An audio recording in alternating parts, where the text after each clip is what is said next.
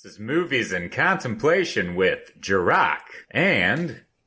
Oh, am I talking to you? Jesus, yeah.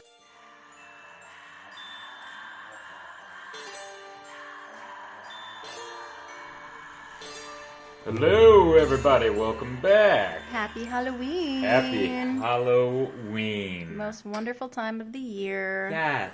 Absolutely. It's a good one. Still keeping our horror Halloween theme. We're probably going to go a little longer. Yeah. Because, I mean, shit, October is like already over. Yeah. So we didn't really get to touch that many. Yeah, why not move into Thanksgiving and Yeah. then maybe towards the end of Thanksgiving start up some Christmas. God knows. Maybe Christmas. I don't know. There's so many other movies that I know that I want to do, and I know we have time to do it, but True. I say let's do. I don't maybe know. We'll one see. Christmas. We'll Who the see. hell knows? Maybe just like a Christmas One episode Christmas or just something. for the for the season. Yeah. Well, tonight Tonight. on this Hallows Eve night. Halloween, right? Halloween. Halloween, and Hallows Eve. It's Hallows Eve. Isn't that the day before? Is it? I don't know. Like anymore. Christmas Eve? Maybe. I don't know. I never thought of it that way, actually. Neither have I. All the ghouls come out to play. It doesn't matter what time of day. Yep, we are Jon Snow. We know nothing. We know nothing. But we are conquering Suspiria, 1977 Italian film starring Jessica Harper, directed by Dario Argento, Italian film director. When people think of Dario Argento, Suspiria, number one thing. Yeah, I don't really know personally who he is.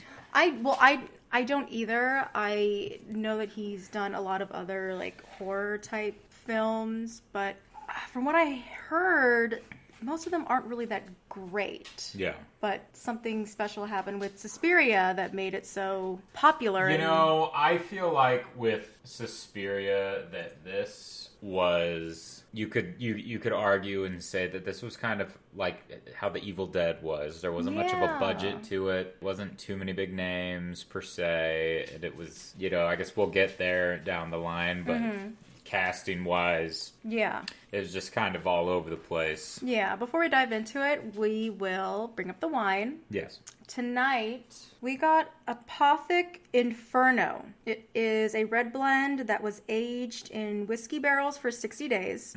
We like Apothic. Yeah. When I think of Apothic, though, I can't help but think of the apothecary. That's me. That's me. The apothecary. That's me. From Shakespeare in Love. I love him. That's like our favorite moment of that film. Yeah. That's me. That's me. That's me. You gotta put that in. That's how I fucking act. I act just like him. Yeah. I will burn your fucking shoes. I will burn your feet. I want my money. You'll be in my play. When? Takes his role a little too seriously. You'll be the apothecary. That's me. So proud. But this was a good wine. This really, I'm drinking this slowly. Yeah. I can really taste the whiskey. Well, unfortunately, I'm not drinking it slowly, but that's all right. That's fine. And it's also really, the alcohol percentage is like 15.9. That's pretty high for wine. It's a good one. Yeah. Yeah, it's very good tasting wine. Very dark. Very strong. Oh my god, I love it. Yeah, it's it's not super dry. It's bold. It is bold. It is very bold. That's a good way to put it. Yeah, like this is definitely a sipping wine. Mm-hmm. Like I've been drinking it slow. Yeah. But it's not a bad thing. It's good. Wine is not meant to be guzzled and It's chugged. meant to be sipped at a dinner of steak and meat. Not fish. Not fish. Okay, moving on. Suspiria. Yep. So, what does this movie mean to you? This movie means a lot because, and I'm for sure going to mention that show that I like, the 100 Most Scary Movie Moments. That's what introduced me to this movie. It was number 24 out of 100. Really? That's pretty damn high. What scene was it? Well, we'll get there, but... Yeah, it was the opening scene, actually, so it's not like... That was one of the scarier moments? The moment. That's the moment that they picked out as the scariest, and I think because it just, right out of the gate, horror. Yeah! Brutal, like, murder. Yeah, okay. But what I liked about this movie was that it didn't follow the rules of horror. And I think it was actually like they called it the first like punk horror movie. And when you think about it, it's kind of like taking like an acid trip. Very much so. Like, we've never done acid before, but I think if we ever did, that's what would happen. Yeah. That's what we would see. This is a movie to watch when you're tripping on something. It doesn't matter Yeah, and just this movie is so visually amazing. Like, you see these horrible things happening to people in the most beautiful, beautiful way. Yeah.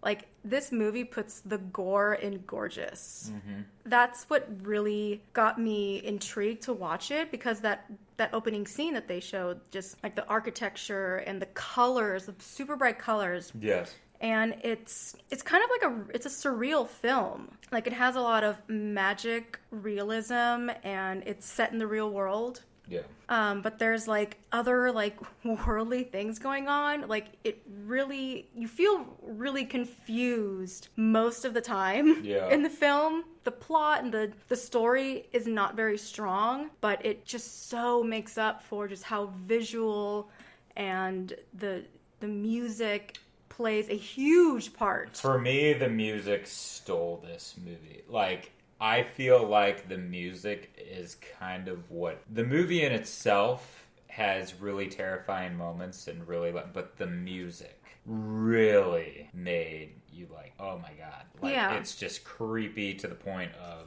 perfection. Yeah, like it in a good way. I don't know, like this movie really did a great job messing with your head. Yes. And the music was a rock band called Goblin. I can't remember if they were like Italian. I can't remember. I know that they were just a rock band that did this music. Oh my god. And I know that like the music was already done while they were filming, and Dario would play the music while filming to keep the actors on that edge of like feeling uneasy and scared. Well, I fucking love it because this music definitely makes you feel uneasy, and it's creepy. It's freaking beautiful. I love this music. I love the song. Yeah. And also like visually, the cinematographer, Dario had him watch Snow White and the Seven Dwarfs. Mm-hmm. Dario wanted to model the look of the movie the same way as Snow White and the Seven Dwarfs. It's like the Walt Disney horror film. That's what he wanted. Oh my god, it makes sense now that you say that. Yeah. It makes a lot of sense now that you say that. Oh yeah, for sure. And we'll like... The colors. Oh yeah, we'll dig like deeper into that. But like, think about Italian films, especially with like Dario's films. They would cast actors from like around the world. Yeah. They would speak their own language while they were filming, and then they would dub it to English or Italian. That was the one problem. Yeah. With the film that I had. It was, you've got all these. You've got a couple really good You got Jessica Harper. Who I've seen her in other things. When I first watched this, yeah, like I was like, I know her from something. Mm-hmm. I know her, but I've seen her in a couple of things. You got Udo Kier. Udo. Yeah. He's in a lot of shit. So much. A lot of stuff. He just pops in randomly in many movies. He really is. He is. Yeah. He's just like a lot of the times. I mean, hell. Armageddon, he was the random therapist. Yeah. Blade, he was one of the head main vampires. Like, he was one of the purebloods. Yeah. And, what was the other one? Oh, yeah. End of Days. Arnold Schwarzenegger was the high priest of Satan. Huh. It's like the first time he's played a priest, actually. Right. Yeah. It's like, really good when he comes in here, but it's so funny seeing him so freaking young. Oh yeah, I didn't know for the longest time that it was him until I rewatched it the other day. I'm like, man, those eyes, that face, because he had such a full face. Yeah. So I was like, holy shit, that is a shitload of hair. His hair has always been like a flat top as long as I've known. Yeah, super dark, very very 70s. Yeah, 70s, yeah. And it's funny, he appears on another film, because this movie, Suspiria, was actually the beginning of a trilogy. Oh. It was supposed to, it was called like The Three Mothers, because it was like about like a coven of witches. And Suspiria was the first one, and then the other one was Inferno, that came out in 1980, and then Mother of Tears came out in 2007 or 8, and Udo was in it, playing a different character. He was playing like a cardinal or something like that was in like the Roman church. And he talked about Susie Bannon.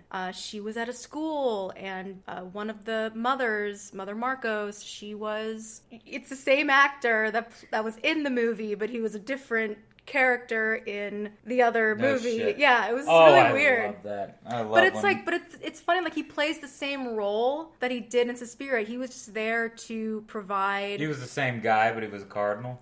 He wasn't the same guy, but he was used the same way to give out all the information that we needed to know what the hell's going on, like exposition, they call it. Oh. And I think I only saw like a couple scenes and like the trailers from the other movies, because I haven't seen them. I didn't even know about this until I actually started to research Suspiria, because I never did before. Like I would just watch the movie to just enjoy the visuals and the music and the kind of campiness that they have in it as well. But when you really look at it, like I was watching it with subtitles. I was really trying to understand the story. It's a pretty weak plot. It's just so simple. American girl goes to a ballet school in another country, and then creepy shit starts happening, and we slowly start to find out why. There was I think a lack of realism with the movie, but I think that's what also gave it its charm, if that makes sense. It became a style. Like people would try to copy what he did, and it was very much like a dreamlike quality. Like the whole time I just felt like, am I in a dream? Like what's real and what's fake? Like what's really going on? Because he was also very famous, Dario, for doing these really weird but interesting camera angles where it was like the camera was a character moving on set. And you don't know who is doing it, who's walking, who's and he would really like to trick you. Yeah. But the music, and for sure the music, that played a huge part of it. But right out of the gate, the beginning of the film, Susie's getting out of an airport, she's going to her new school. The music starts off right away, giving you that uneasy feeling. What did you feel watching it? What was going on in your head while this? So when she gets out of the airport, just her going from the airport to the school. Yeah. So when she gets out of the airport, now being an American and of never going to another country. Yes. But when I went to Los Angeles for the first time, and I can kind of relate to her in this aspect. Never been anywhere before I moved to Los Angeles. Got off the plane, kind of alone, didn't know anybody, didn't know anything. It was really intimidating. Oh my God. You got people on the streets trying to sell you shit. You got all this shit that I was never really exposed to. Super busy too, because you came out of LAX. Yeah. For sure. So I was like, what the fuck is this? But anywho, enough of that. But for her, I was a little uneasy because girl, alone, dead of night, trying to get a cab. It's raining. It's pouring. Yeah. But, that is intimidating to me because I'm like, God, what would that be like? Yeah. To go to another country without knowing anyone, without having somebody. People take advantage of each other in fucking America. You better believe people will probably take advantage of you in a different country. Oh, yeah. You know? And you get that uneasy feeling that she's in the airport, no music is playing. Yeah. Where she's exiting, the door would open and the music would start to play. That made it that uneasy feeling. Yeah. And then it would close, and then the shot would go back to her walking. It was she was, just like you were saying, she was coming from the real world, and now she's entering this whole new world that she knows nothing of, and from what the music is doing to you, it's not going to be good. Something's going to happen. A tree's going to fall on the cab. Some shit's going to go down, yeah. And they didn't disappoint. I mean, that didn't happen. A tree did not fall on the cab. But she gets to the school, and the cabbie's trying to leave, and she's like, just hang on a minute, let me get in. Yeah. And a girl just randomly opens the door and is screaming. You don't know what she's saying. She's yelling. She's totally ignoring the cab and everybody. If I was her, I would have gotten the cab. Yeah. But she goes for a fucking run in the woods and is just running. And Susie tries to go into the school. The school, yeah. And there's a girl on the other end going, go away. Don't come in. Leave. Go away. I don't know who you are. Yeah, go away. So she's like, it's raining. Just let me in. So I guess she just... We're going to assume she went to a hotel or something. She did something. I don't know. Yeah, we don't... And this is where it gets confusing. Yeah. Because then the camera shoots to the girl running in the woods, and then you see a woman walking in what I thought was the dormitory, what I thought was the school. Yeah. And you come to find out that it was an apartment complex, and it's the girl that ran into the woods. See, I thought it was Susie. And that's why I get so confused every time I watch this, because the apartment complex in the beginning looks very similar to the school. Mm-hmm. Like, the whole scenery is very similar. Yeah. Well, the scenes, everything, the walls, the floors, the ceilings, it's such this very, gaudy style. Yeah. Almost like it's just wow, everyone lives in these really nice but avant-garde type of buildings. Is this all of the fucking country? Is everything just so even from the floor to the ceilings were so high that it just and another thing, well, I'm gonna wait for that.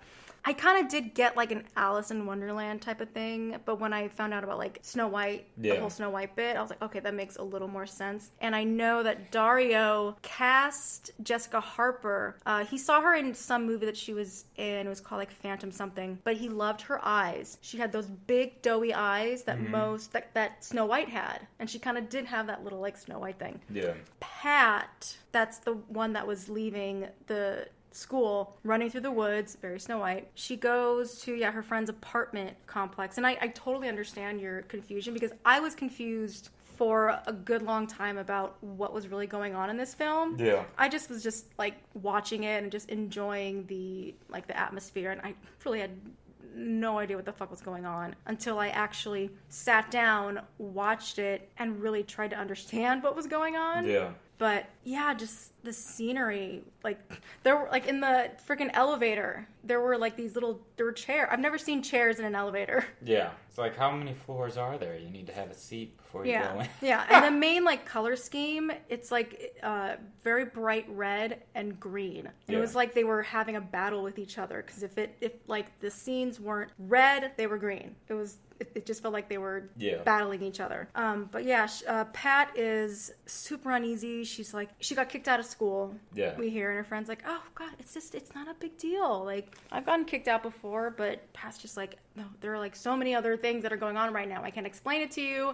It's really, really creepy. Just let me stay here. And would you get out of here? Yeah. Yeah. She's I'm leaving in the morning or whatever. But she goes into the bathroom, and she and us, the audience, get that sense, okay, someone followed her. Yeah. Somebody's watching. Yeah, somebody's watching. And this is where I started to kind of come on. I was on board with this movie right out of the gate, but the movie does this thing, and it's with the music and the lingering of certain shots. Because, the window opens up, and that kind of gives her a scare. Mm-hmm. But it's storming, so hey, it could have totally been the wind or whatever. But then she just really starts to look out the window for a really long time. Mm-hmm.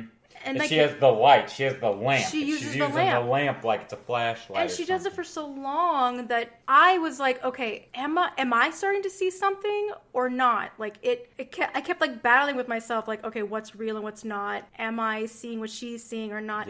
Because also there was a reflection of her on the window with her eyes, and then eventually we see those eyes outside. Yeah. In the dark, which is super creepy. And then she's at the window looking, silence, nothing's happening. Boom! Hairy, scary arm. Just bashes through the window. Bashes through the window, grabs her behind the neck, and starts to push her face on the other glass, fucking window. And apparently that's Dario's thing. He loves pushing women through glass. Yeah, I noticed that. Because we see it again through this movie. There's a lot of glass breaking. There's so much glass going on. A lot of sugar glass. High glass budget. Yeah. But yeah, she's getting assaulted and her friends trying to get in. But then, like, randomly, Pat's, like, completely outside. Yeah. It was just kind of weird that, okay, she was going through the window and now she's totally outside.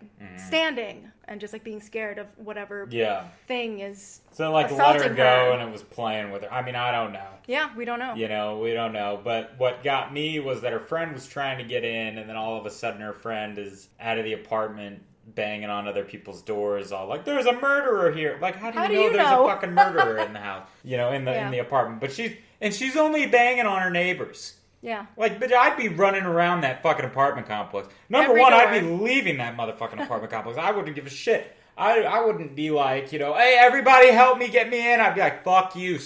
I'm gone. Yeah. Bye.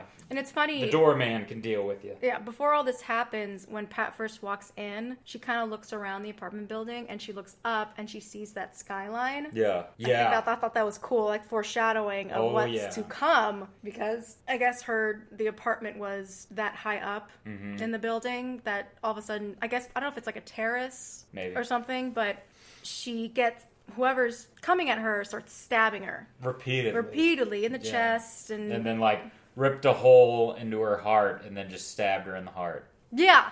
It was... Like, yeah. I mean, it was cool. It was, like, so in your face. Like, right away, they're like, holy shit, this is what this movie is capable of, or these people, or whoever, or whatever is capable of. Because she's laying on that colorful skyline. It's like this, like, diamond shapes with, like, reds, bright reds, yellows, and I think blues. Yeah, I think so. Yeah. And then he's like, he's like you just said, he's still stabbing her, and all of a sudden puts a hole in her chest. In her chest, and then her heart is totally exposed. Yep. And then he just stabs her in the heart, and then he ties her by the waist. And I liked this. Yeah. He hog ties her by the waist. Well, he doesn't hog tie her, but he lassos her, if you will. And when he bashes her head through the skyline, she is sitting there, and then the friend is looking up, sees her face, and then the glass eventually breaks. She falls up, the rope fucking shoots from her torso up to her neck and strangles her. And then all the glass just stabs her friend and kills her friend. So dramatic, so creepy. Yeah. Like, for a movie to come out like that with guns blazing of holy shit. And that is the very beginning. That is the very beginning. It's like the first, like, 10 minutes of the film. Yeah. We get that crazy of a moment. But yeah, then, it's the next day. Yep.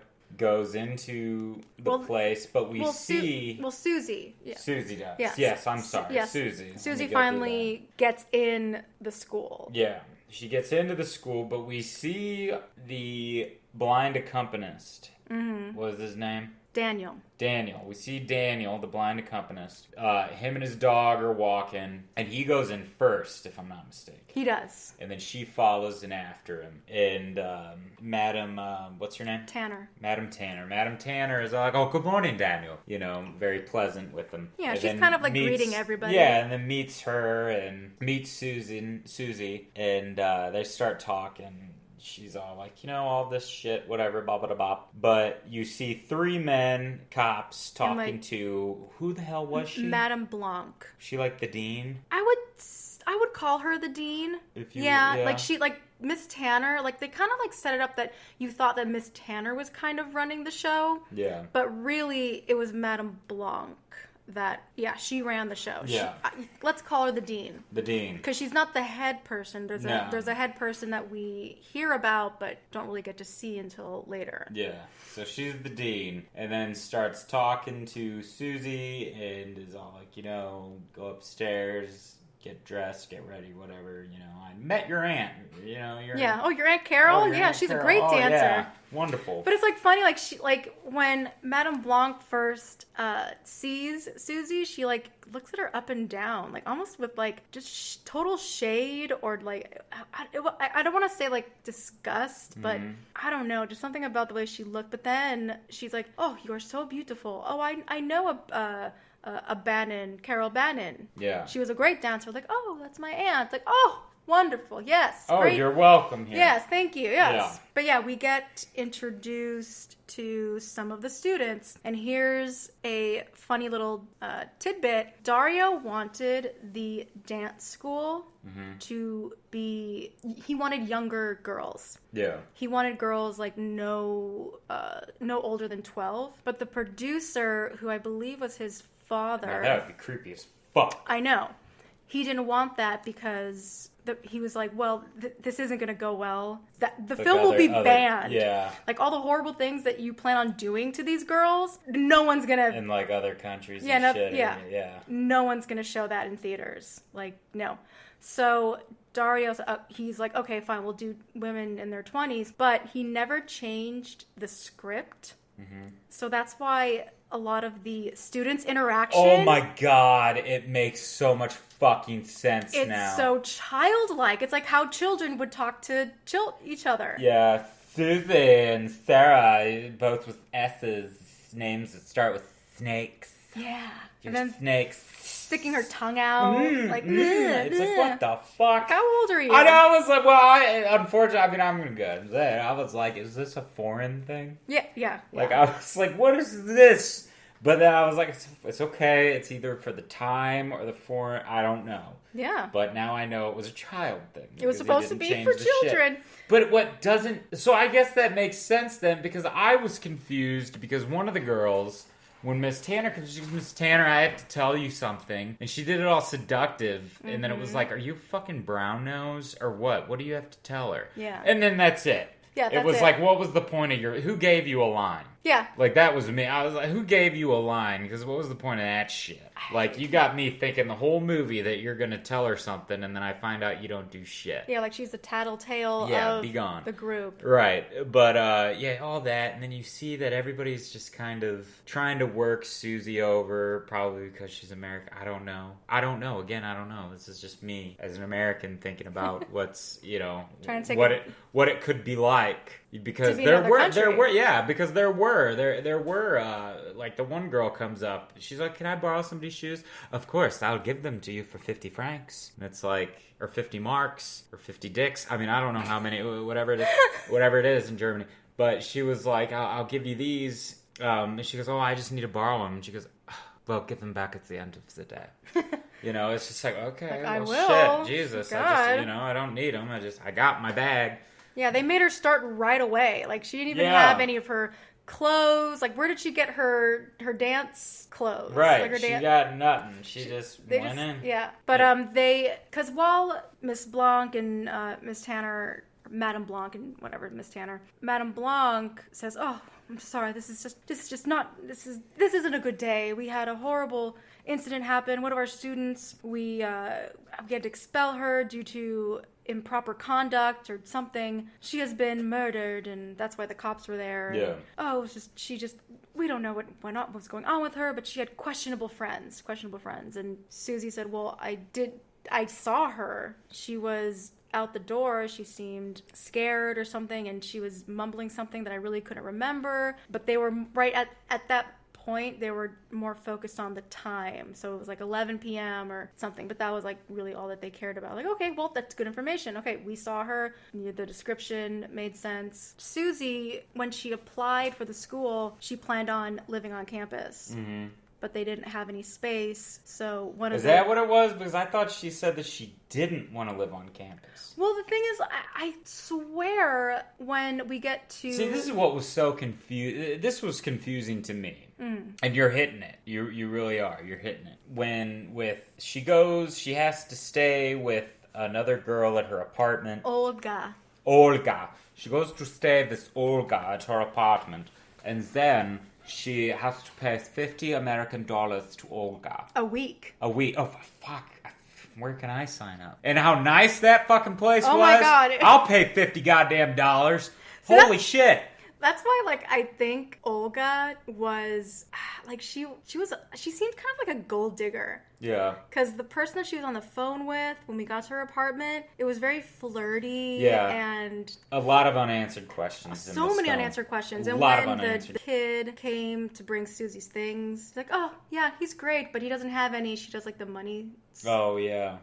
Finger thing, whatever it's called. But yeah, that was the plan for her. Doesn't have the dough. To stay with Olga. And she seemed to really like it. I mean, fuck, who wouldn't? That building was amazing. Just the art on the walls. All the walls in the movie, like, you swear they like, staffed up a bunch of different artists and just said, paint what you want, go as crazy as you want. Yeah. And that's going to be the movie. Because nothing matched. Like, certain walls were color blocked, or some other walls, like Olga's apartment, it was, like, black and white and, like, mixed with other colors. But from what I heard, Olga was supposed to play a larger role in this film, but they cut it because it didn't work with the ending of the film. She was supposed to be the protege, but they were grooming her and training her to become one of the witches. Oh. So maybe that's why she had that swanky apartment. Maybe. Because there was a scene where she was, I think, training for, like, a dance. Because, well, if you think about it, this is a dance school. You don't see a lot of dancing. No. In it. I'm not saying that it was, like, super needed. You see a little bit. And only in the beginning. Yeah. You just see her when she, like, faints and shit. Yeah. And that's pretty much the next scene. Susie really seems to like Olga, and Olga seems to like her. Like, even though my name is like I was kidding. I was messing with Sarah. Yeah, Sarah was like she's very sensitive. Yeah. Or jealous. I don't know. Who knows? I think Sarah was just sensitive. I think Sarah was on edge. Paranoid. Yeah. Well, we learn more about what why. Sarah's... Yeah, why. Because even when Susie knocked over her shit, she was like, ah! Yeah, she was very... Oh, it's fine. Jumpy. Yeah. Yeah, and that's great that you caught that. But, yeah, we get to the first rehearsal, and Miss Tanner... Every ballet room, there was the red room... My playroom. And the yellow room. Like, every, like, dance room was a different color. Yeah. And it was... We'll go to the red room. The red room. The yellow room. The red room. But all of a sudden, we're in the rehearsal room. Oh, yeah, that's right. Madame Blanc goes to Susie and said, hey, good news, we have a room available for you. So if you want, you can move in today. And she's like, well, you know what? I think I would actually like to stay with Olga. She's like, I missed that. Yeah, she's like, oh, really? Well, on your application, it said that you wanted to move with us because dorming is free, apparently. What? But I think Susie just liked where she was, and she does say later, like, she doesn't like boarding schools because she feels like a child and whatnot. Yeah. But Madame Blanc was, like, kind of offended, it looked like, and Miss Tanner, like, she's that weird, because the actress, she's really tall, very, like, like a little bit of I want to say, like, large, like, she's not, like, big, but she's very, what's the term I'm looking for? Someone who's, like, she doesn't... Statuesque. Thank you. Statuesque. Yeah. Perfect word for that. But she's always, like, she has her hands behind her back. Like, she's supposed to be a dance teacher, but she's dressed very... like she's in the military. As fuck. Yeah. Yeah. She's got her hands behind her back. She's always watching, always just observing everything that's going on, and she's hearing the conversation. And I don't know, again, I've never been to Germany. I would love to. Honestly, I say this shit, but I would love to go to other countries because I think it would be wonderful to see. Oh, yeah. And, but from what I've gotten from, like, other movies and stuff that I've seen, like, especially in the dance world, I think it's Germany. I don't know. But just foreign dance places, like, they take dance, like, the French, the Russians, oh my God, so seriously. Very seriously. Like, geez, I know when we were studying dance, like, I mean, I had one or two teachers that were kind of like that were very, watch, don't do, you're paying attention to me. Everybody, silence, like shit like that. And then you'd have others a bit, it's okay, you're gonna be fine, it's wonderful, just be fluid and free. But it's like dance wasn't our major, we were musical theater majors. Yeah, but make us passable to get in a show. Yeah, but that's what I'm kind of, is that it's like, I just think that, and especially in other countries, like when it comes to dance or something like that, like they're strict. Very prestige. Right. And just... It would be like if you're in a sport or something, you're like on a football team or something. Yeah. Get your ass out there. It's, push-ups now. You're going to fuck around. This is what you get. Yeah, very... Shit like that. Very militant, just like Miss Tanner, like the way she conducted her class. We only really get to see one of her classes. Pirouettes. Yeah. That's pretty much all they were doing was pirouettes across the room. They were just doing these weird leaps across and these like weird... It was a lot of arm stuff. But Susie... I lost my train of thought. Sorry. But Miss Tanner, she goes up to Susie and she said... what did she say? She like... what did she say? Yeah. Miss Tanner sarcastically tells Susie that she is happy she's so strong-willed. Like, I like that. Like, when you make a decision to do something, you do it and you don't back down. Ooh. I like it. So that's weird. That was a really weird, like, interaction. Like, okay, does she like Susie or is she trying to intimidate her? See, like, man, what was she doing? What was she doing there? Tanner, for me, was interesting because I liked Tanner, and then there were parts where I was like, what the fuck are you playing? Yeah. Like, what the hell? I can't... Because she, at a lot of moments, was Johnny One Note. Mm-hmm. At a lot of moments, it was Johnny One Note. And I had no idea if she was happy, sad, or mad, or whatever. It was just like, which is it? Yeah. Very confusing. For sure. And then Miss Tanner says, okay, we're going to go to the yellow room. Susie, I see, again, this is where parts of the movie get confusing. Yeah. She's going from one room to the next, and she's walking down this hallway. There's a lot of slow hallway walking going on in this movie, and it's beautiful. Like, the hallways are just all red, and you got curtains going everywhere, like the wind, and she gets kind of like hexed by the cook. She does this like a little, she's like shining some type of like silverware, and then that like little flash goes in Susie's face, and she does that, where her hand, like the back of her hand is on her forehead. Oh no, the Disney princess. The Disney princess, there you go. And she starts to feel sick. She goes into rehearsal. So I don't know Jessica Harper very well, but I do not think that she is a dancer. No, probably not. You can kind of tell. I mean, she was supposed to, because she was starting to feel sick and nauseous and weak. And Miss Tanner was like, come on, this is the first time we are working together. I want to see what you can do. Yeah. And she's like, come on, you look like you're not a corpse. Come on, you're alive. Keep going, like pushing her and pushing her. And like everyone else just, even though she looked sick, I think if she was trying, everyone else would have looked better than her. Because all the other dancers were dancers for sure. But then we get a shot of her on point. Mm-hmm. And I just thought, okay, maybe someone taught her a trick or two, how to get on point shoes for that shot. And she collapses and she gets sick. And apparently she gets some type of hemorrhaging. Yeah, she started bleeding out of her nose and ears and mouth. Yeah. And she's in one of the dorm rooms. And then all of her stuff. You see the cook, like, she's bringing in all the shit. She's even, like, hanging her clothes, too. Yeah. And Susie's like, why am I staying here? Like, I didn't want to stay here. And they said that, well, it was Olga's decision. Because you got sick. Something, yeah. They kind of blamed it on her. Yeah. Yeah, Olga, I guess, when I got sick, didn't want to catch something, so pretty much forced me out. Gave my money back. Yeah. And that's what's weird, but that's what's interesting. Like, and I can only get, because I'm going to say, like, Olga said in the beginning, Olga was like, I want the money up front. Yeah. She was not about to give the money back. Mm-hmm. But the witches or whatever, or whoever, the teachers, they were like, give the money back. They were, or they were like, Olga decided to give you your money back. Yeah, because they were going to have her keep the money anyway. Right. There's more to it. They had to have been like, Olga, do this. And Olga jumped. That's why it kind of makes sense that she was probably like a witch in training. Yeah, maybe. And then we get this professor, we get this doctor. This doctor, that's just randomly there. Here's one of my other problems with the too many unanswered questions. Mm.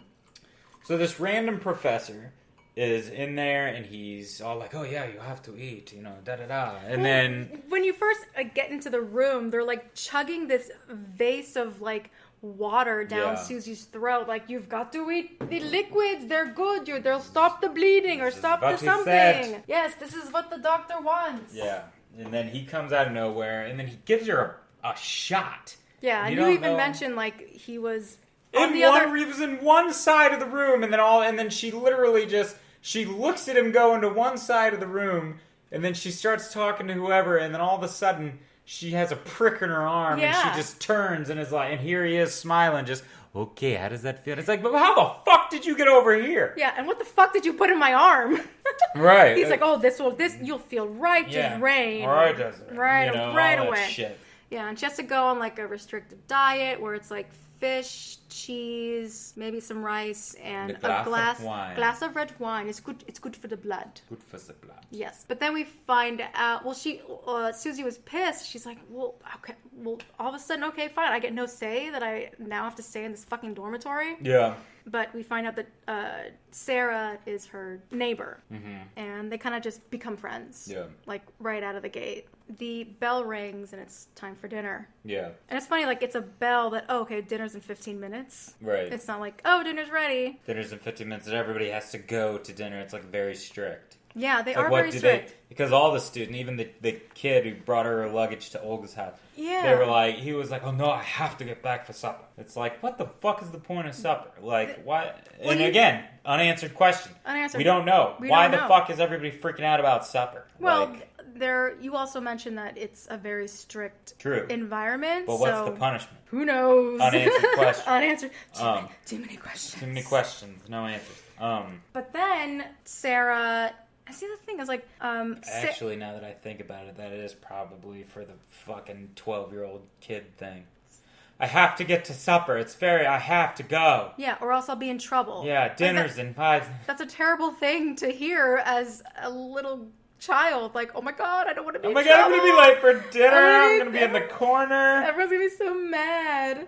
Yeah. Sarah goes back to her room to get ready, and Susie, she's on that diet, so she's not going to go anyway, but she goes to her little vanity and she starts brushing her hair. Oh my god. And then we kind of see something really tiny kind of fall in there. Fall, and then... At first we think, okay, is this real or not? Because we do get that sense...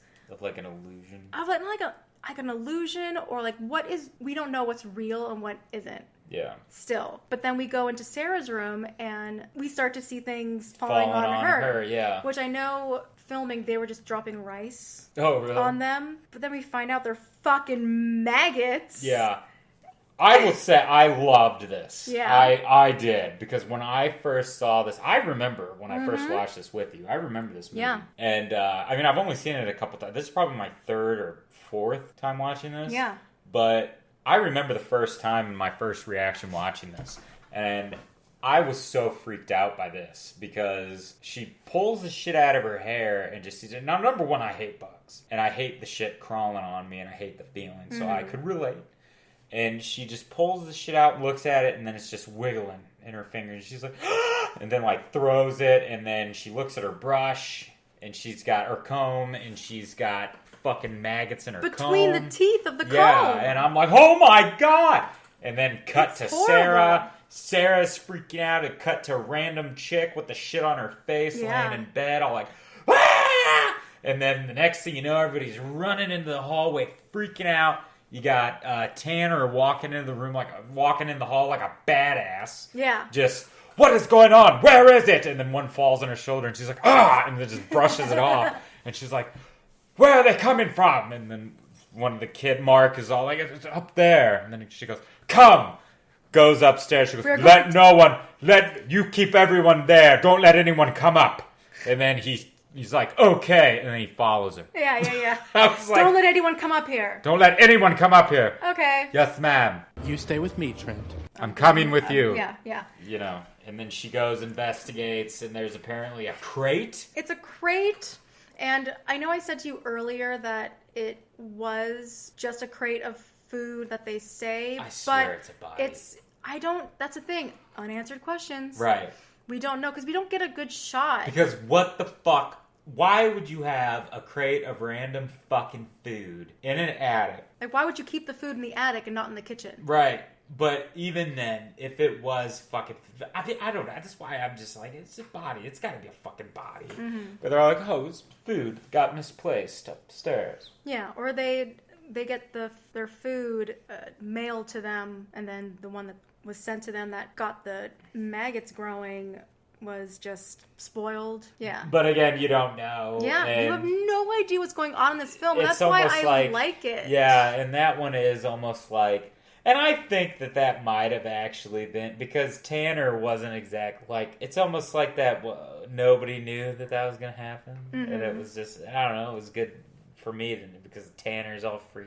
Everybody, all the teachers, like the kitchen was... Everybody was trying to figure out where these maggots were it was just something really screwed up that it just happened. Yeah. That made everyone, because Madame Blanc said, okay, well, we're all going to sleep in the dance rooms. Yeah. Even the teachers, we're going to stay with you. Everyone, yeah. It's just like summer camp. They had to fumigate the whole building. Because the maggots were only coming from wherever they came from, and then the girls' and boys' dorm rooms were the floor below that. Yeah, so you see everybody bundled up, and you get that, and I loved this. I loved the red. They're in the dark, but we are seeing a red light shot. Red light special. Yeah, I liked it a lot. That's what we were seeing. And you see the girls are going to sleep, and Sarah's hearing this noise, and you see a silhouette of this creepy silhouette behind them in the sheet, and she's all like, do you hear that? I heard this sound coming from my next door room, and it's the directress. Yeah, and this is the first time we hear about the directress. Yeah. And they made it, Sarah makes it sound like they never get to see her. And Sarah also says that the teachers, or anyone that's involved with the school, don't live at the school. They live in town. Yeah, because she hears them leave at 9:30 every night. Yeah, 9:30 every night. Good. Yeah. Good memory. She hears them leave. Yeah, but Sarah remembers that sound from being in. Here's the thing: you also really should watch this movie with subtitles because everyone is dubbed. Yeah. And you're trying to watch their mouths moving and what they're saying.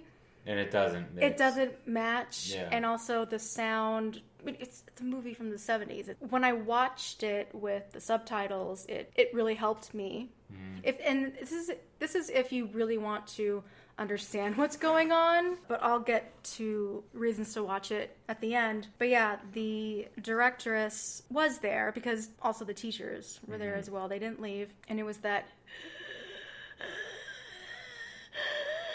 wheezy sound. Yeah. Fucking creepy as hell. Yeah. But then again, we get another one of those bird's eye view shots that we get a lot in this film, where when I was first watching this movie years ago, I just kind of thought that it was either one of the witches or a spirit that they whoever they do their witchery to. Yeah.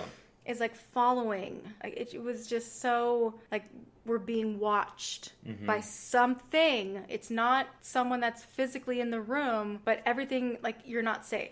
Yeah. Hello. You're not safe. You're not safe. But yeah, we get the backstory kind of on Mother Marcos, because Madame Blanc said to Sarah the night that she slept next door, oh yeah, she was there. But we think, okay, that's her. But what is so important about her? Why the mystery? It's another answered questions of the fuck is going on. Right. We go to the next day.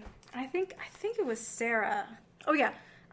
Sarah asks Miss Tanner if the directress was there that night, and Tanner denies it. She's like, oh, she'll be here in 2 weeks. Yeah. Kind of thing. And then we have the dog. Yeah. Yeah, we have Daniel. He ties his dog up outside, which he does through the film. Throughout the film, yeah. Throughout the film, he ties his dog outside and goes inside, and he starts playing the piano. And you see that this little kid that we didn't mention, but there's this little Damien-type child. It's Madame Blanc's nephew. Yeah. He is walking with one of, like, the head cook or whatever. Yeah. He's walking with her, and they see the dog, and the dog is right by the door. Mm-hmm. And he starts... He's, like, freaking out. He's looking at this dog, and he's scared, and he's all very like, uneasy. Yeah, and even the cook is kind of, like, uneasy. And they walk up to the door, and you hear it briefly. You really have to listen. Because they bring this... The camera goes to the hallway. Camera goes to the hallway, and then music starts up. Mm-hmm. But if you really listen, you hear the kid scream, and you hear the dog start, like, growling, and you kind of hearing it. Yeah, you hear something happen. And the next thing we know, Daniel's in there, he's playing his heart out, and Tanner comes in, and again, Johnny One Note. This is where I got Johnny One Note. She comes in, and she's all like, "Your dog bit Arthur," or whatever the fuck his name was. Damien. "Your dog bit Damien! Like, get out of here!" Yeah, and Daniel, he's like, "That's impossible. My dog is loyal. He's trained. Like, my dog would never bite anyone. Yeah. Like, this is impossible. You're lying. Lady is good! Lady is good! She didn't bite anybody!" But she's freaking out. And then she throws his cane. She humiliates him. Yeah, she throws his cane. She's freaking out. And it's funny because, and this is where I was like I was confused, but not. Because he comes in and everybody's all like, "Oh, good morning, Daniel. Good morning, Daniel." Like, everybody was nice to him. Everybody liked him. Everybody was nice to him. Yeah. But the dog bit the kid, and now everybody's up his ass. Yeah, what was the motive behind the whole dog thing? Here's what I'm going to say, because I kind of get it. Okay. This is what I thought in the beginning, because this is just dogs. I think dogs, they do have that supernatural sense, that evil sense type shit. So the Damien kid is walking up to the door to the dog. The dog gets an uneasy feeling because this is obviously a creature of evil. So he fucking bites the child. The child must have made him uneasy, and he bit the child. That makes a lot of sense. And why Daniel's all like, the kid must have did something. Yeah. Like, the kid had to have done something if my dog bit him. Which is still something that, like, dog owners have to defend. Like, what did the person do to make the dog bite him? Fuck yeah. What did you do? Yeah. Because it's never happened until now, so what the fuck did you do? Exactly. But that happens. She throws his shit. He's just like, "You bitch!" So she humiliates him. He leaves. He's fired. He's fired, and then what's after that? Is it we're not to the bar yet? We're not to the bar yet. Oh, it's the same day, but like the evening. Right. Susie gets her meal from, what's his name? He's that... Lurch. We're just going to call him Lurch. Yeah, Lurch. Yeah, I can't remember his name, but he's this unfortunate-looking, huge guy that... I think she said he was, like, Ukrainian or some shit. Something, yeah. And he was saying, "Look how ugly he is." Yeah, look how ugly he is. He can't he doesn't know what we're saying. So yes, he can't understand, yeah. But Susie really tries hard to be nice to him. Yeah. Like, she even makes, like, she tries to make small talk, like, "Oh, God, how much longer do I have to eat like this?" And he's just... like, yeah, no expression back. And this is where Sarah starts to get uneasy about the footsteps.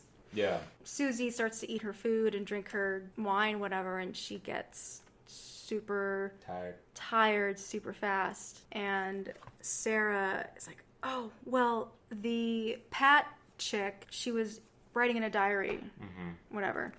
And this is where you have to, like, start to really pay attention to what they're saying, because they're starting to show, like, actual parts of the movie you kind of need to know to still kind of, like, be on board. I mean, you really don't have to. That's the thing that, like, what I really like about this movie. You don't have to understand it, but you can enjoy it at the same time because it's so gorgeous. Yeah. But yes, Sarah's next to get super inquisitive about what's going on.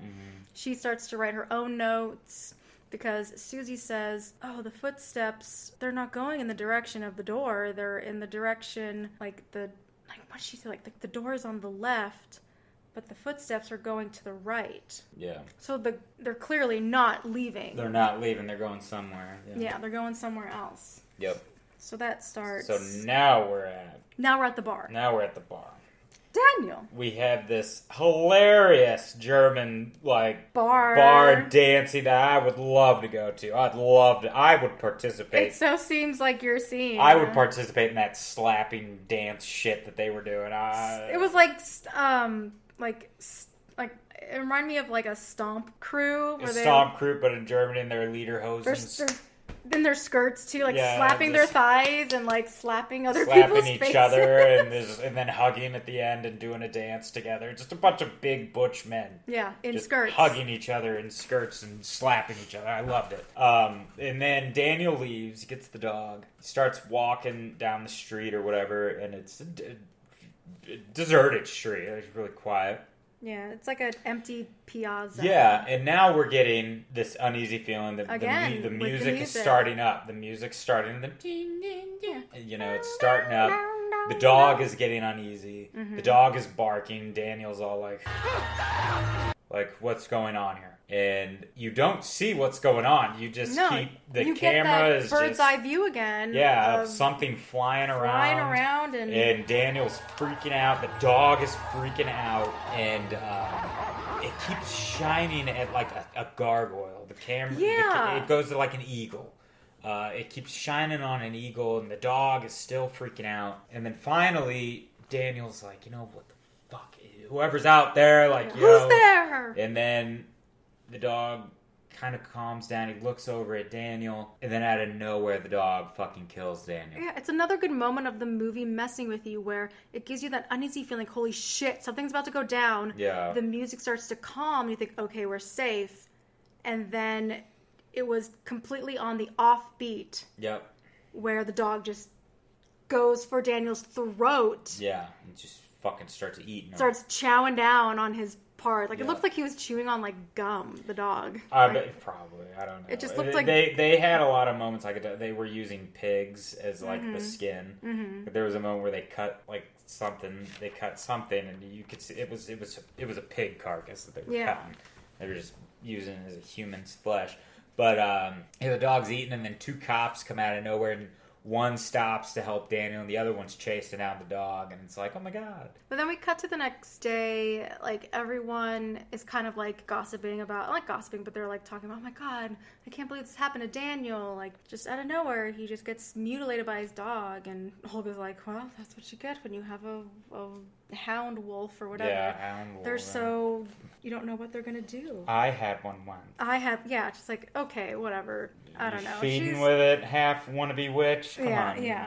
Feeding it. But Susie, she's starting to get really troubled about ever since she got there, all these horrible things are going on. Yeah.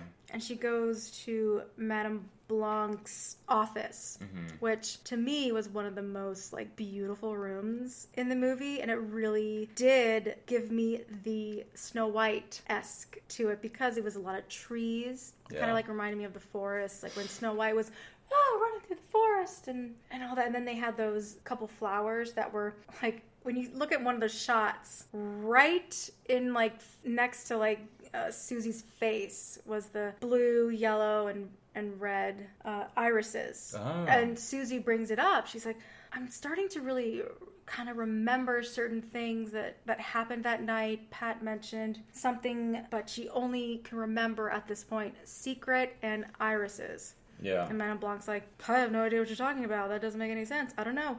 Well, we should call the cops. You should have told us this 2 days ago. Yeah, you should have told us this earlier. All right. Hello. Cut. Scene cut. And scene. And now we're finally to Udo, right? Oh no. Too soon.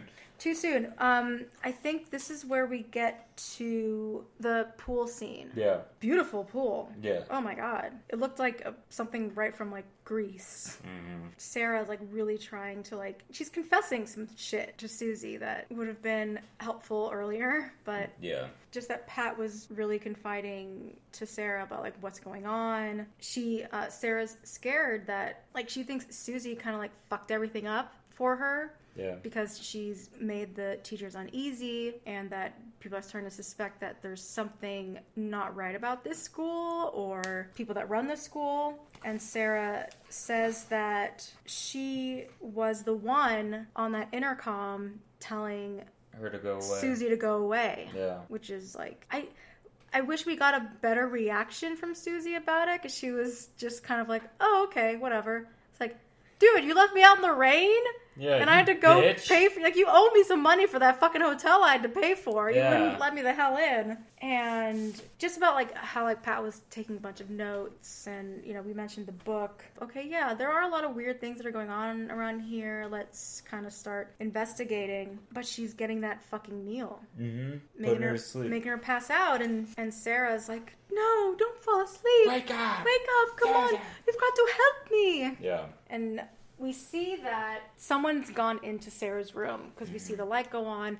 She gets fucking terrified and freaks out and runs off. And this is where, again, with the music and the lighting, it's just like, enjoy the scene. Yeah. Like, it's horrible, but just enjoy what you're looking at, because it is beautiful. Right. We get a sense that Sarah is being followed, but we don't know if it's like an actual person. Yeah, I mean, Like, I what don't did you know. what did you think was going on in that scene with her running from like room to room? I mean, I thought somebody was following her. Mm-hmm. Obviously, I thought somebody was following her physically. Mm-hmm. When she runs off and then she goes and hides in the closet. Pretty big closet. Yeah, she hides in like a maintenance shed or something. Well, I don't this know where the ballet fuck school she has a is. lot of like really odd rooms. Like, you Yeah. don't know what they're used She for. goes in some kind of maintenance closet thing, and it's got one of those old school locks that just latch. Mm-hmm. And whoever was following her, you see them go into a room and they grab a shaving razor. They grab a razor. They grab a straight blade. And a couple pins. Yeah, well, I didn't see that. I just Yeah. saw them grab a razor. But they grab a straight razor, and then they start to use the razor to open the latch. They were really teasing us with Oh that. my god, dude, they were rolling natural fucking ones. Yeah. Like, they would not, that shit was dragging too long.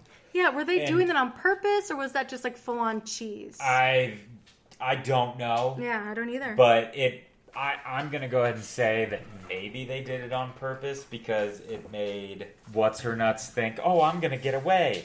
And then she opens the window. What? The music stops. Right. And it gets super silent, which music is fucking scary, but silence, I think, is even scarier. So, yeah, and then she climbs a window, and she's like, okay, I'm Yeah, you don't really get to see... home free. Yeah. It's just a dark room. So then she jumps out of the window and lands into a room of fucking barbed wire. But it, like, the thing is, like, I guess it's supposed to be barbed wire, but it didn't look it. It just looked like a bunch of, like, it was like a spiraling... Yeah.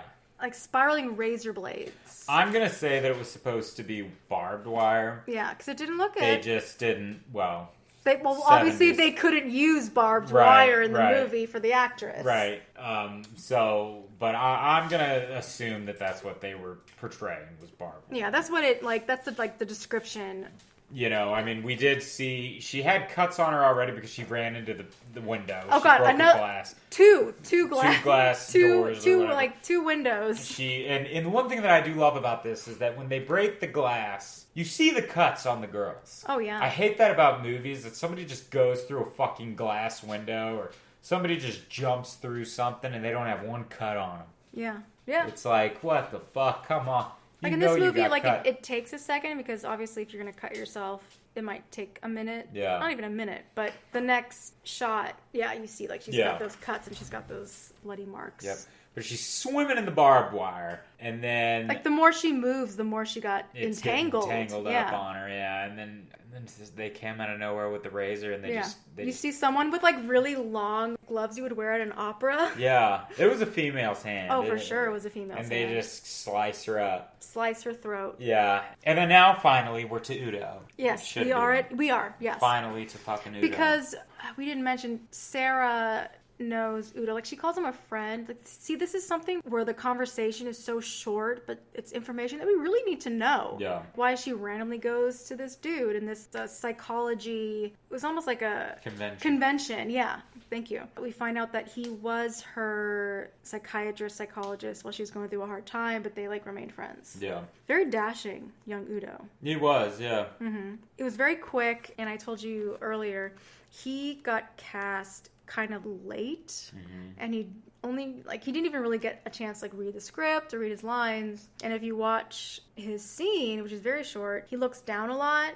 and it's because someone is on the floor reading his lines before he's supposed to say them. He's like, oh, okay, that's next. That's what I'm supposed to say. But you didn't even get to hear him speak because his voice was dubbed. Yeah. Yeah, they dubbed him anyway. It was like, I guess they didn't... From what I heard, the sound quality was really bad, but you see there and it looks like because everybody was dubbed. Everybody was dubbed. And you're right, because the wind, and I'm going to assume, because... And of course, we're working with microphones from 1977. The wind was so fucking powerful when they were filming outside. Yeah, like, you almost would think, okay, we need to do this another day. Right. But they were like, nah, we're going to do it. No, we like the And honestly, I didn't mind the look of the wind. I was like, that actually looks real and awesome. And then it just kept getting in everybody's face. His hair's fucking freaking out over there, and it was great. But yeah, he's talking, and he's all like, yeah, I'm a psychiatrist, you know, and then he starts bringing up witches. He's like, yeah, well, where you're at used to be a coven house of a dark queen, or a witch queen, or some shit. Helena or Helen Marcos. Yeah. I guess, what did he say? The people rebelled, and they went and burned down the building, and then they rebuilt it as a school, as a dance school. And that's what it is today. It's a dance school. And then he's like, well, I can't tell you anymore. Let me get this professor over here. Yeah. Here's someone else that's going to tell you more information that you need to know. Like, it was just such a stoic scene. You really need to pay attention to what's going on. Yeah. Because they're giving you all the information that you need to fucking know. But it was almost as if because she left the school, she was back in the real world. Boring. I don't want to say like life is boring, but like the colors were plain. Yeah. Maybe when she goes back into the school, that's when things start to become surreal again because she's in this other dimension or something. Maybe. I don't know, yeah. That's another thing that I thought about, that like, okay, well, she's out of the school, so, okay, we're in the real world again. Yeah, and now she's talking to this old-ass professor dude, Professor Milius, right? Yeah. Milius? Milius? I don't fucking know what his name was. Yeah. Milius? I don't know. You can sit here all day and try to figure out what his name was. She starts talking to him, and then he comes up, and he's all like, you know, why do you want to know about the Mysteria? Or the... Suspirium. The Suspirium, is what he says. Like Suspirium or I think it's Suspirio. It's either Suspirium or Suspiriorum. Oh.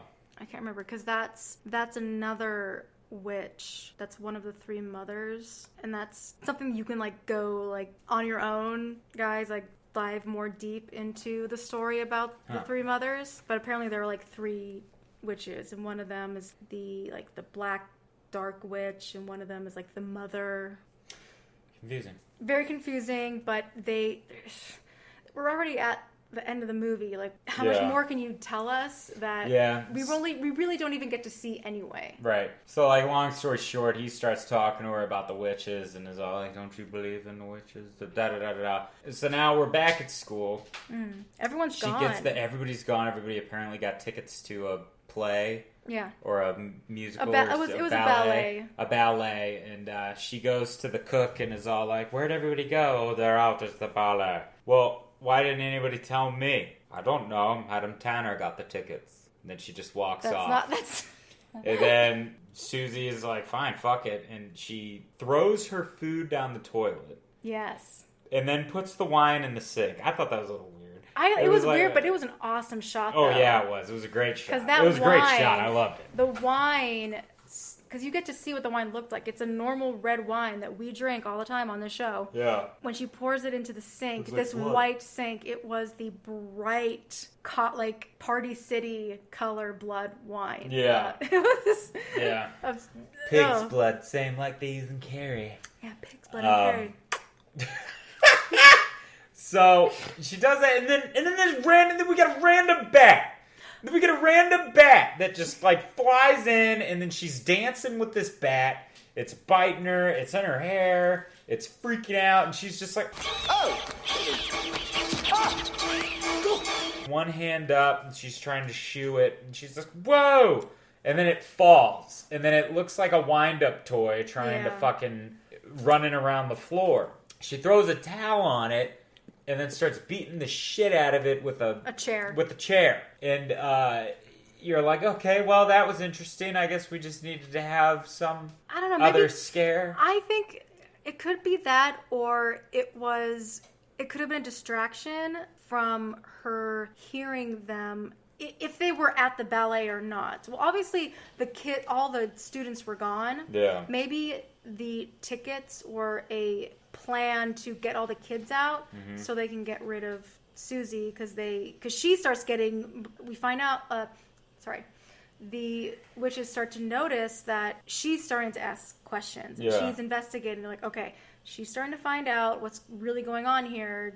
She needs to go. Yeah, so this was supposed to be like the night of they're going to get rid of Susie. Mm-hmm. So maybe the bat was a way to just... get rid of her. Like, not get rid of her, but maybe that, or... so she didn't hear the teachers come back and go into the secret room that we finally... Maybe. I don't know. We finally find out. I don't know. Yeah, I don't know. We don't know. Maybe. Yeah. So then she's starting to wander off. She wants to go investigate. She has to pass through the kitchen, or past the kitchen. Yeah. And the two Broomhildas are in the kitchen. They're in the kitchen, and they're just talking to each other in German, just "Ja, sie geht's." And then one of them hears her walk past, comes out, fucking knife at the ready, ready grip. To kill something. Reverse grip, just fucking coming to, she goes, "Who there? Who?" And it has the blade, and then doesn't hear anything, and then she's all excited, she's just like, okay. Walks in, and I loved looking at the other cook. The other cook, as she walks back into the kitchen, the other cook is looking at her like, what the fuck are you doing? The other cook was like, did you find the noise? Like, looking at her like, did you really just make a big fuss over, like... Calm down, Gunther. Yeah, over a fucking Gunther. Over a fucking cockroach running across the floor. Calm down, Grug. So she's freaking out, and then she walks off. She finds her broom. Yeah, and this drags. It does. This investigation drags a little bit. It drags, but at the same time, what I kept thinking, I was like, fuck, this movie is so stunning. Because you get those, like, kind of like the green walls, and it's raining. It's, like, constantly raining in Germany, apparently. And then you get, like, the silhouette of the rain on the walls and on her. So it, like, yeah, it drags, but I love it because it's so beautiful. We're almost done. Chill. And she goes into Madame Blanc's office, and then Susie starts to recall more of what Pat was saying, like, oh, the blue iris, turn it. There's a secret door. Yeah. Like, now she remembers. Now you remember everything. Now you remember. But I just love that we get to go back into Madame Blanc's office because it is fucking gorgeous. Like, I think we need to paint this room like that. Negative. Why? My room. Whatever. Be pretty. My room. So yeah, that it does drag a little bit because she's just walking through the halls, and again with the mix match of the art on the walls, it's beautiful, but it's also so confusing. So you don't know where we're going next. And then she finally sees the other like teachers and the witches in Colt. Yes. The witches in Colt. Madame Blanc's like, the American girl. It's her. She needs to go. She's finding out too much about us. Vanish. Yeah. And like, vanish. Yeah. She needs to die. Yeah. They start to do some type of like witch thing where it looked like she like just bit half of a piece of gum. Yeah. And then she drinks something. But Susie like discovers Sarah. She looks like a fucking pincushion voodoo doll. She's on this like kind of bed thing, and she has stakes through her wrists, and then she has those needles that you saw before, like through her fucking eyeballs. That's fucking crazy. Yeah. That's scary as shit. It was. I'm sorry. And she's also cut up to shit from those fucking barbed wire razor blade spiral of death. Yeah. And then Susie goes into another room. We start to hear the... She finally goes into Madame Marcos's room. Yeah. And she's... Madame Marcos is like, oh, is that the American girl? Are you here to kill me? You're here to kill me? We go in. We go in. We go in. We kill. This is horrible, man. No! Like, Become my dog of war. yes. Be still. She did sound like that fuck. She did. Go in. Yeah. And she's like, oh, just wait, what's coming for you behind that door? You want to kill me? You want to kill Elena Marcus? Here comes the dead, the undead. The undead. And here fucking comes Sarah giggling like this is where it gets like kind of like funny but fucking terrifying. It was Evil Dead creepy. It was very Evil Dead because like you said, like it dragged so much, and then at that point it went to fucking like from 5 miles per hour to a fucking 100. Yeah. Sarah comes out, she's like, just like laughing and with a fucking knife that she apparently found. And we see that Mother Marcos she's invisible. We can't see her. You see a light. You see a light of her silhouette, and Susie decides to stab her. She gets her right in the throat. Right in the fucking throat. Yeah. And then we get to see Mother Marcos. She's her this true form.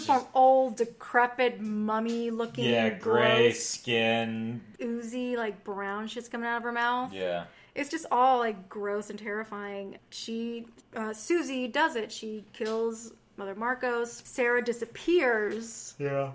Which is interesting. And then the entire school, the building starts to catch fire, fall apart. It doesn't even like catch fire right away. It just starts to like just fall crumble, inside, fall apart. Yeah. And then you see the teachers, and everybody's like bleeding. Their eyes are fucking rolling over. They're melting. Yeah. Like we cut the head off the snake.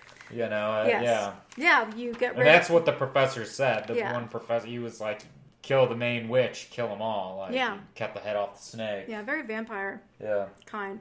But then the whole school burns down, and you see Susie, like, she's outside, it's raining. She goes from, like, being terrified to relieved, and then she opens her eyes, and she has this, like, really weird smile. Oh. And then the movie just ends. Yeah. That's very Dario, like, he leaves you guessing. He leaves you guessing. It leaves you guessing through the whole fucking film. Throughout the whole film, yeah.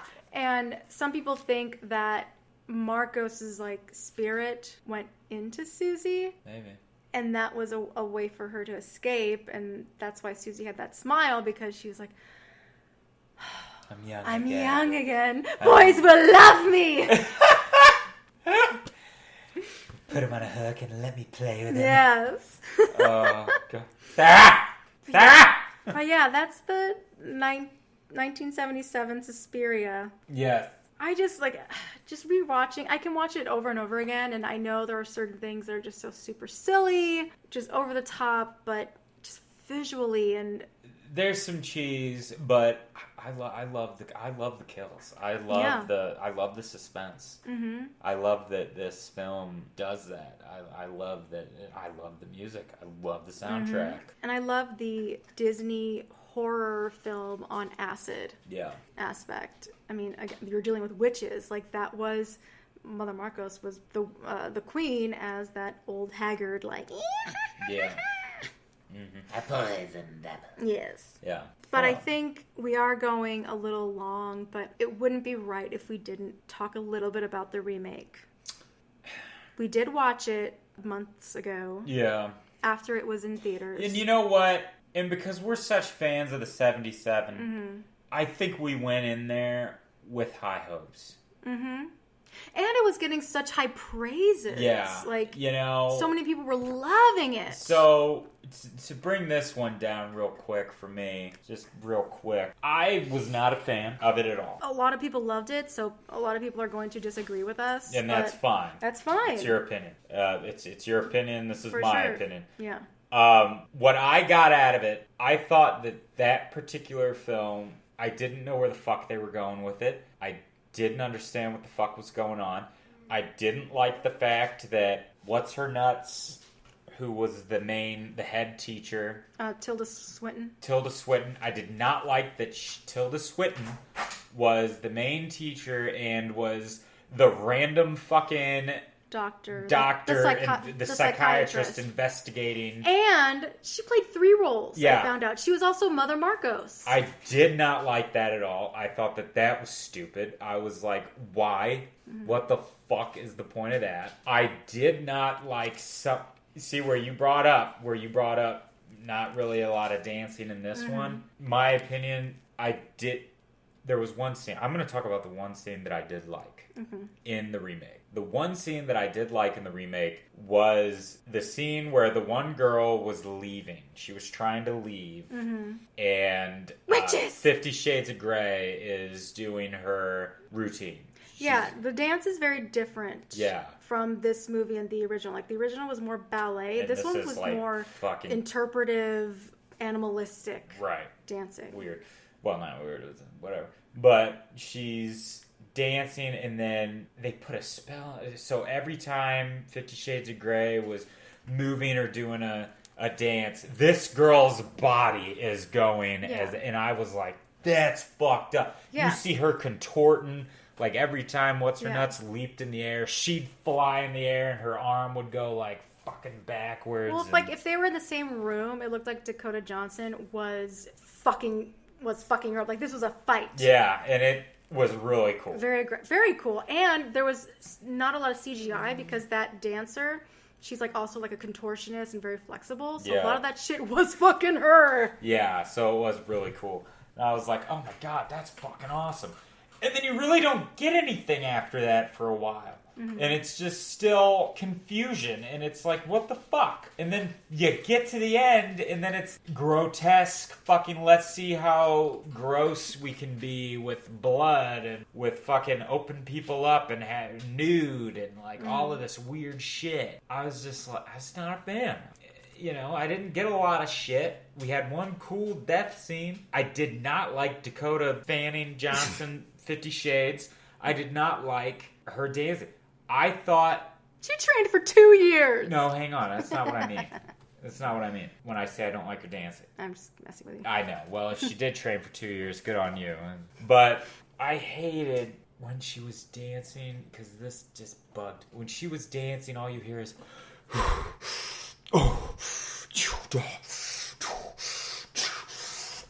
You hear her breathing every 5 seconds, and I was like, okay, and maybe that's the fault because we're doing dancing without music. Like, the whole movie was dancing without music. Yeah, and that was done on purpose. Wow, it's fine. Which is fine, and that's... Yeah. And I'm not saying that what you're thinking is no, wrong. I'm not, yeah, no. But because the original movie relied so much on its music, the director was just like, okay, well, let me just do the complete opposite and not have a lot of music. Yeah, it did not work for me. Yeah, it was like, whatever. Here's my thing. This movie should not... They should have not have called it Suspiria. No. It could have been a totally different movie about kind of the same shit. American girl going to a school in another country with the whole Berlin Wall thing happening, and then some shit goes down. They just slapped on the name Suspiria to get more people to see it. Yep. And even the original director, Dario, he did not like it. Like, don't blame him. He gave permission to do the remake. He was actually kind of like this movie got like green lit like in 2000. Jeez. This was supposed to happen so long ago. They like changed directors and like certain things with like budgets, but with an interview, Dario said, it was in like 2016, either you do it exactly the same way, in which case it's not a remake, it's a copy, which is pointless, or you can change things and make it another movie. In that case, why call it Suspiria? Thank you. Yeah. Like, oh my god, yes.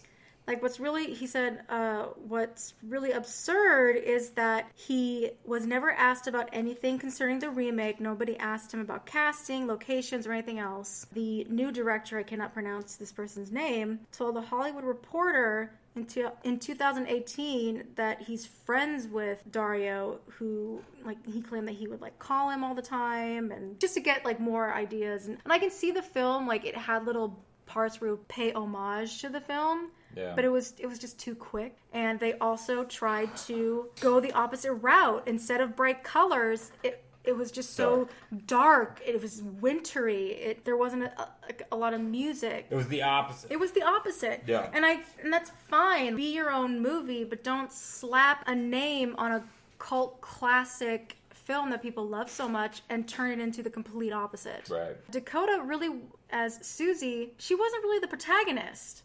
The fucking psychiatrist was. He was the one going through the whole thing of trying to find out what happened to Pat, and like the whole thing with the witches. Like he got all her diaries, and you know he's the one that really suffered a lot. And we find out that Dakota Johnson was Mother Suspiria or the whole fucking time. The whole time, like, and she like the whole like this movie could have been so much shorter. They added, I don't know, like how long? That movie was almost almost three fucking hours. Because I fell asleep. I was literally like, okay, when the fuck are we gonna get to something? And then I fall asleep, and then I wake up to this grotesque orgy dance in the fucking end. You got the White Witch from Narnia fucking as an old man on the floor naked, like crying in a fucking Piggly Wiggly outfit, you know, and you got everybody's naked. And then you got Dakota with her fucking chest blown off, and she's all like... she like pulled it apart yeah, she or like pulled it something. apart, fucking filleted herself, and she was just like... And then breaks the neck of the Narnia chick, and it's just like, hey, what's up? And then all the other girls start contorting, coming up to her, and it's like, what the fuck is going on? Yeah, and like... I just remember sitting there like, oh my god, when is this movie going to be over? Like, I'm done. Can we not? They just... added way too much. Like, my hopes were that this movie would provide the unanswered questions that we had from the original. But then, like, the director was like, oh, we didn't want it to be a remake. Like, we couldn't do what Dario did. Like, there's no possible way. Fuck. Yeah. I mean, we already said it. Yeah. So I'm not. And they had just like these really odd lines, and I'm really calling this like the line of the week. It's Patricia, Chloe Grace, something or whatever. I can't remember her name. But in the beginning of the movie, she says to the doctor, oh, don't tell them I was here. They'll know I'm like, that I saw you. And they will hollow me out and eat my cunt on a plate. Wow. Edgy. Different. I couldn't have said it better myself. Oh, God. It will hollow me out, eat my cunt on a plate. Yeah. One person that I like a lot, I watch his like movie reviews and his TV show reviews, and I normally agree with him, but he like loved this movie so much. But he did make a good pairing of this movie. He said, if Showgirls and Black Swan had a baby. Yeah. Tell me that is not spot on. I'll go with it. Yeah, I'll agree. Makes no sense. Super over the top, cheesy, like plot holes everywhere. But the dancing and part of the like the visual things were kind of cool. Like there were parts that I like in the beginning. I was so on board with it, but then it just got lost. Yeah. It just got lost, and I know so many people love this movie, but I don't know. It just I'm trying to like look at my other like notes here, but. All this, like, I wrote down so much shit, but now I'm, like, thinking about it. It's like, okay, this is... Yep. Yeah. I wasn't a fan. I would much rather watch the original every time. Like, if I were... Like, I would never re-watch the remake of Suspiria from beginning to end. Yeah. Like, I would go on YouTube and... Look at the scenes. Look at clips. Yeah. Look at clips. But that's our take on the remake. I don't want to harp too much on that because that's not what this episode is about. No. This episode is about 77. Yes. So, yeah. So, I know you already said it, but we have to say this at the end because we love it. Yeah. Would you watch Suspiria again? I would. Yay! Absolutely, I'd watch this without you. I mean, we have. Yeah, we have. But you haven't watched it without me, though. I've never watched it without you. Yeah. But I would. Awesome. I would. Okay, so next week, my turn. I have to do it because it's Halloween. So my choice is going to be Oh boy. Killer Clowns from Outer Space. Okay. Cue Jeffrey Rush and Les Mis saying, I knew it. I knew it. I knew it! Please cue that in. Where's my goddamn Pooh Bear? Anyway, you and Cream already talked about it, and honestly, I knew you were going to pick that. I love this movie. It's I know so, you do. It's so stupidly goofy. And you've talked about it since we started dating, and I've never seen it until we were dating. I would like to bring up the random guy that came to your yoga class wearing a Killer Clowns from Outer Space That's shirt. right. My Star Wars. I did a Star Wars themed Yes. yoga class. He loves Star Wars, but he came in with jeans Yep. and he did he didn't do the entire class, but he wore tennis shoes on the yoga mat. And yeah, he had the Killer Clowns from Outer Space. And he came up to me saying, well, I didn't have a Star Wars shirt, but I thought, hey, Outer Space. Clowns.